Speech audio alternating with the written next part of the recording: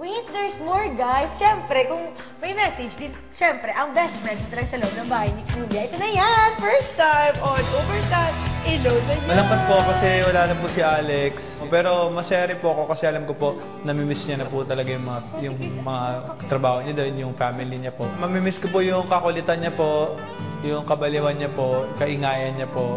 Tsaka po yung, syempre po yung pagpapayo niya po sa amin, yung mga binibigay niya po mga advice po. Tsaka yung pambubuli niya po sa akin, mamimiss ko po, yung pangungulit niya, pang-aasar niya po, ganun. Paano ka ba niya binubuli? Ano po, yung di pa po gupit yung buhok ko, tinitokso niya po na The Beatles, tapos Jackie Chan do yung buhok ko, ganyan. Tapos tinitokso niya po akong kamukha raw po ako ng daddy niya. Tapos sinasabi niya yung NAIA, Terminal Airport daw po yung noo ko po. Lagi niya akong tinatawag, Daddy, Daddy, Daddy, Daddy. Pag umaga, pag nag-workout, pag tulog, pag nagpapahinga, pag kumakain. Tsaka po yung forma ko po, lagi niya po inaasar. Sabi niya, ano daw, maraming layers. Kasi sinasabi niya po, mukha daw po talaga akong turtle. Hi Alex, hello. Alam ko kumakain ka na ngayon ng peanut butter. Dahil ikaw yan, character mo yan.